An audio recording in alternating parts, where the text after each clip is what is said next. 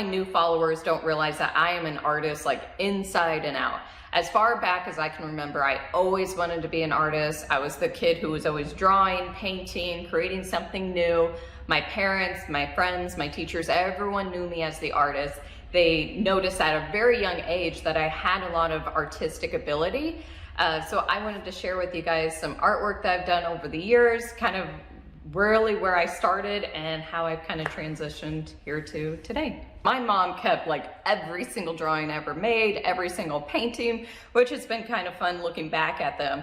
I remember this project specifically because I just moved to a new school in 2nd grade. You know, I was a shy kid. I didn't really like jump out and meet new people. I was very timid.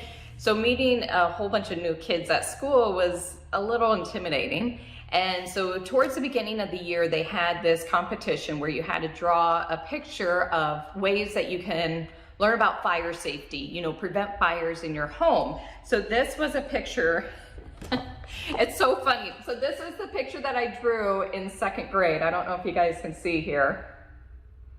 And I was so excited for this drawing because I mean, yeah, I thought I did a really good job with it. And what is it? Check your smoke detectors. That is what my fire safety was. And so a few students out of the class actually won, and my drawing got published in the newspaper along with a few other students. So that was pretty exciting. It was like my first publication of artwork.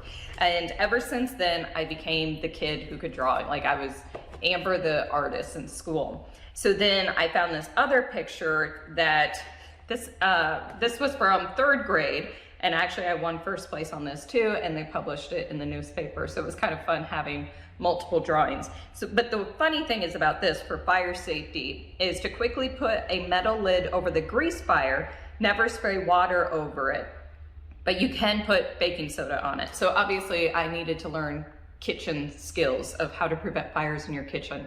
If you guys know me, you know that I cannot cook. Like my kitchen stories are pretty interesting. So this one I might need to put back up on my wall just so I remember.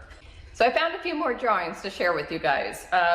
When I was about 3rd grade, my parents put me into an art class for the entire year. So it was fun to be able to go after school 1 day a week and be able to do some different drawings.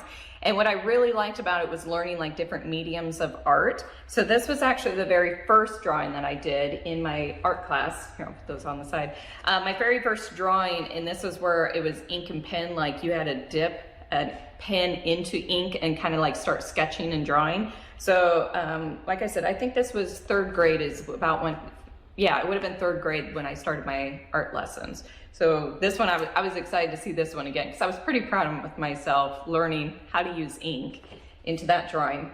And just over the years, you know, I always drew a lot of animals. That was kind of my thing. This probably would have been about 4th or 5th grade. And so I was thankful that my parents, you know, let me have some art classes throughout the years. This one, it looks like in '99. So I probably was about 7th or 8th grade in those years. This was my sister's dog over time. And then I thought, you know, growing up, actually, my parents kind of thought maybe I would go into writing stories and illustrating them. This is one that I did about the same age time as the other ones, but just color pencils. You press really hard, it actually kind of smears the ink or the color pencils into like almost like a thick paint. So I was a kid that I really didn't use coloring books that much. I didn't like where I had to color what everyone else was coloring or what they told me I had to color. So a lot of times I used just blank pieces of paper and crayons and pencils. And that's kind of like where all of my creativity came from, is always creating my own pictures. And I was always a kid that like had a story behind each of my drawings. A lot of people don't realize that I actually have my own artwork hanging up in the studio, some different paintings throughout. So I joke with people, it's not like I make a whole lot off of the artwork. It's just my way to have like some therapy sessions and just kind of relax and like calm myself down.